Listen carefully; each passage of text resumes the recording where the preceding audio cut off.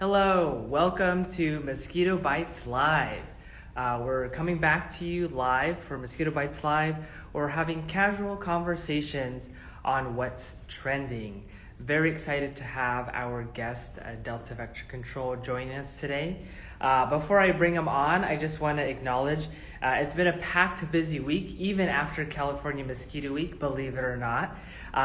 This week we're celebrating our amazing teachers that have been working tirelessly, not only during the craziness of this academic year, but also everything that they continue to do. So a big shout out to all the amazing teachers out there working and doing the amazing work that they do every day. We're also celebrating National Pet Week as well, which we'll be talking about in our conversation with Delta Vector Control. So I'm going to go ahead and bring you guys on. I got your request and I'm bringing you on board. Once again, this is Mosquito Bites Live, where we have casual conversations on what's trending. We're connecting. Here you go. Hi, Mira. How are you? Good. How are you doing, Pablo? Good. Nice to see you. Well, you want to go ahead and introduce yourself and where you're joining us from? Yeah, absolutely. So welcome to Delta Vector Control District. My name is Mira Johnson. I am the assistant manager here.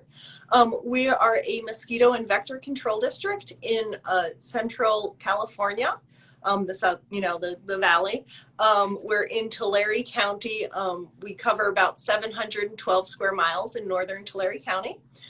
We were founded in 1922 to fight the threat of malaria. Cheerfully, malaria is a lot less of a concern here in California than it used to be.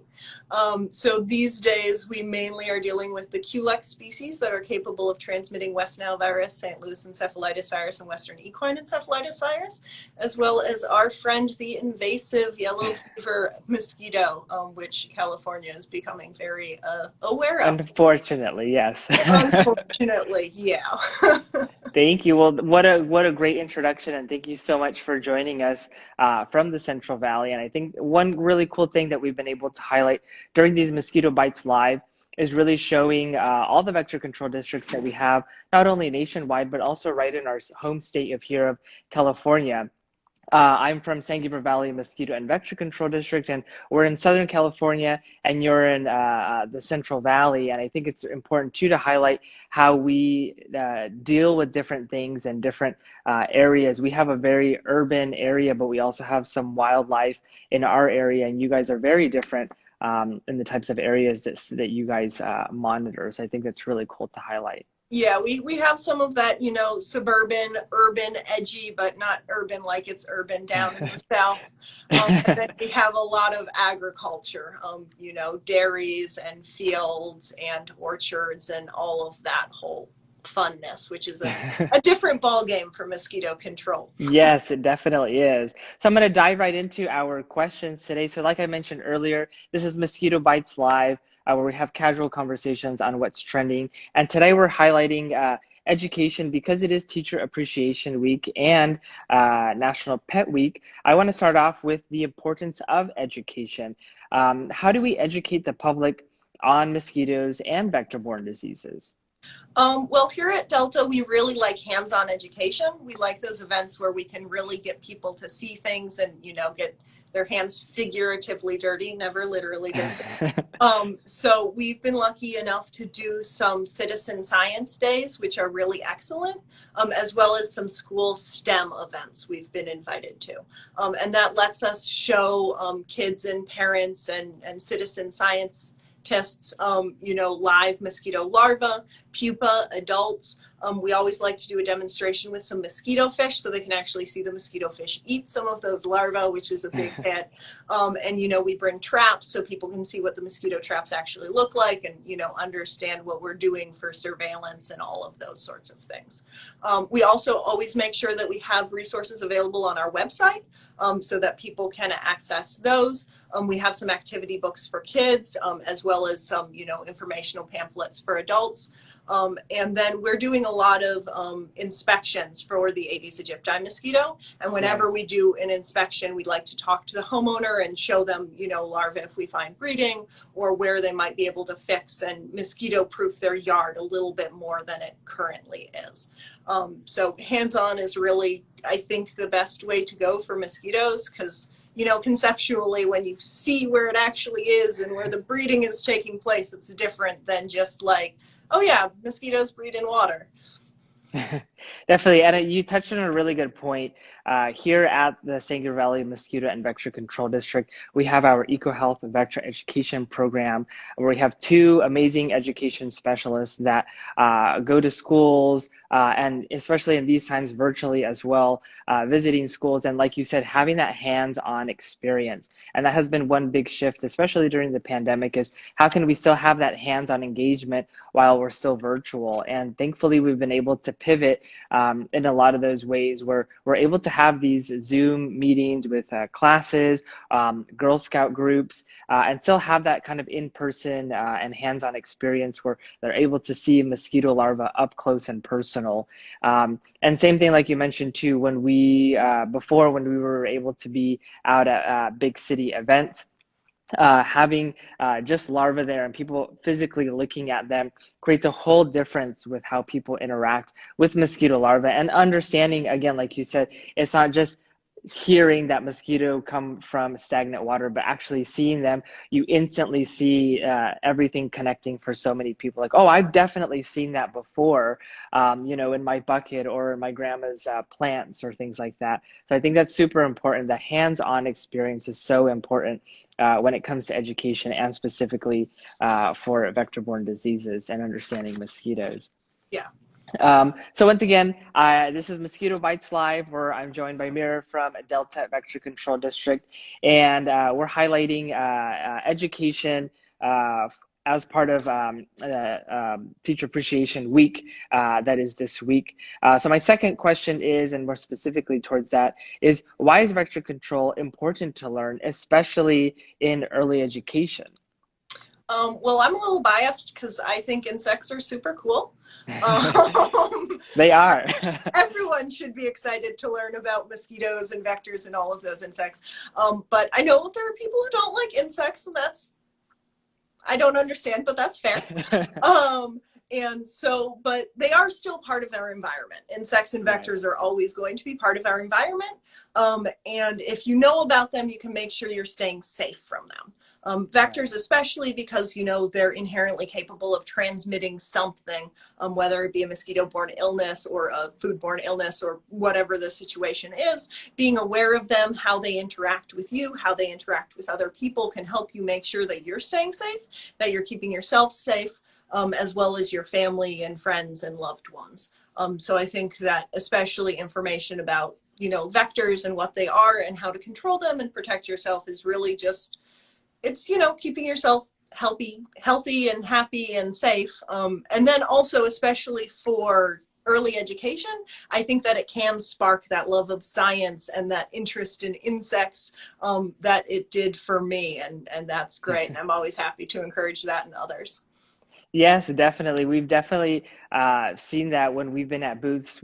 Always see little kids running up and always so interested in the little things. And I remember we had a little girl come up to our booth, and she would not leave our table because she was just fascinated by staring at all the insects. To our education specialist, Caroline, has this amazing insect book, and this little girl was just flipping through every single page. So I think it's really important, especially like you said, in early education, to spark that interest, that people can see, hey, this is a real career. This is, there's so many different things that you can do in the insect world. And I understand, you know, people are afraid of insects or have had a bad experience with insects in their lives, but having that education and understanding that if you see, you know, this giant mosquito, which is a crane fly, harmless insect, you will know, like, hey, I have nothing to fear. It's more afraid of me than I am of it.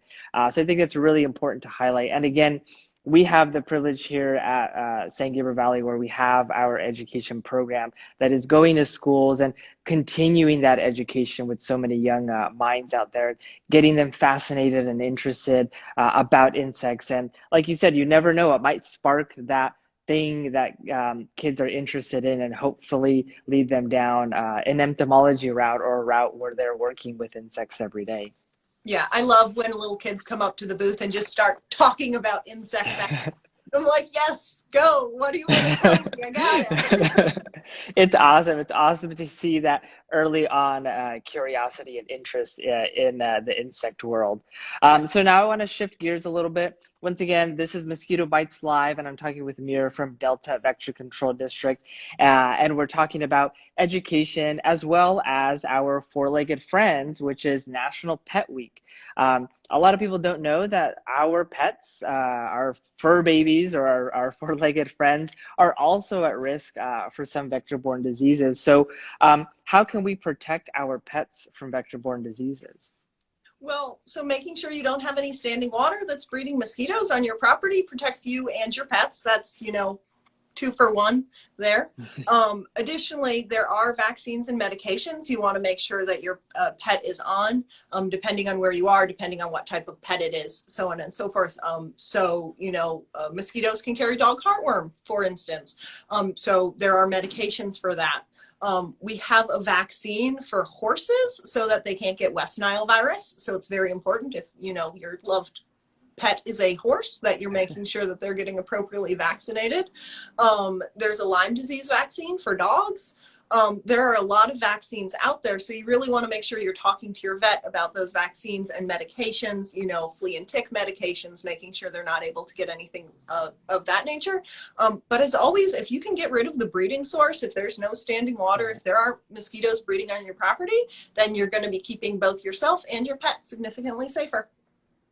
Those are really, really important points that you touched on, especially with horses, because West Nile virus is fatal to horses if they do contract the virus. So it's really important if you are a horse owner to make sure that your horses are getting properly vaccinated and protecting them. And like you mentioned, it's a two-way street. You're not only protecting your pets, but also most importantly, you're protecting yourself from these vector-borne diseases or potential mosquito bites. And like here in Southern California, we do have people who own horses, but I do know a lot of people love their dogs, and I'm a dog lover, and we all want to make sure that we're protecting our pets and making sure that they're on the proper vaccination to protect them and eliminating any stagnant water, especially if your dog is an outside dog out in the backyard. You want to make sure that you're protecting them from any bites that might be present to them and protecting them from dog heartworm disease. So those are, I think, really good points. And also, if you do have a large animal or a large dog and you have like a big barrel that just stays full all the time, you can get mosquito fish. The dog might eat some of them, but it probably won't eat all of them, and they'll still take care of those mosquitoes, so you don't have to be, lugging that out. We also like to put them in horse troughs. We, of course, have a lot of horses and cows and things like that up here, and mosquito fish are a great thing that, if the animal eats it, it's really not the end of the world, and the mosquito fish will, of course, eat, scores upon scores of larvae and keep those from hatching off. Yes, we definitely love our mosquito fish. They are the biological control that we all look for when it comes to mosquito larvae, because they will just eat them up like there's no tomorrow. And again, if you have natural water sources or a water source that stays with stagnant water, that's pretty prevalent. Any mosquito and vector control district can provide you with mosquito fish to make sure that you're not breeding mosquitoes out of your water sources there. So yes, mosquito fish are I know there are heroes in vector control. They really are. So once again, I'm here with Mira from Delta Vector Control District as part of Mosquito Bites Live, where we have casual conversations on what's trending. We've talked about education early on, why it's important to have kids interested in mosquito and vector control, how we can protect ourselves, and also how can we protect our four-legged friends from vector-borne diseases. So my last question, which is my fun question that I like to throw out at all my guests, is if you were a mosquito, what would your name be? Well, I'm going to say I'm going to be an 80s species because I prefer fresh water. I don't like that, stinky, foul water. I don't want to be in that. So I'm going to go 80s species, and I'm going to be 80s Myrgates fasciatus. Nice. I like it. I like the thought you put into it. Thanks. That one took me several days. That is awesome. Well, thank you so much, Mir, for joining us for Mosquito Bites Live, where we have casual conversations on what's trending. And today, again, we talked about education as part of Teacher Appreciation Week, why it's important to understand mosquito and vector control, how we can get kids interested in mosquito vector control, why that's important, and as well for National Pet Week, how can we protect our four-legged friends from any vector-borne diseases. So before I let you go, do you have any final words you want to share with us today? I wanted to thank you for having us. It was a lot of fun to do. Glad to be here. Glad to, share any information I have. As always, if anyone is in the Central Valley in our district, they are welcome to reach out. I love answering questions. It's why I've got facts in my mosquito name. And even if you're not in the area and you have questions and you think I'll be the one to answer, please reach out. And of course, we have our Instagram that people can comment and follow and all of those fun things. Awesome. Well, thank you so much, Mir, for joining us for Mosquito Bites Live. This was a great conversation with you. And again, connecting with our other vector control districts here in California and also nationwide, and just seeing the different varieties of mosquito species and different habitats that we all deal with when it comes to vector control. We have the same mission, but we're dealing with mosquitoes in very different ways. So once again, thank you so much, Mir, for joining me for Mosquito Bites Live for this installment. So please be sure to keep tuning in as we continue to host some of these Mosquito Bites Live. Be sure to tune in May 26th. I'll be speaking with Luz from Sacramento, YOLO, which isn't far from you. Right? Yeah. Yes.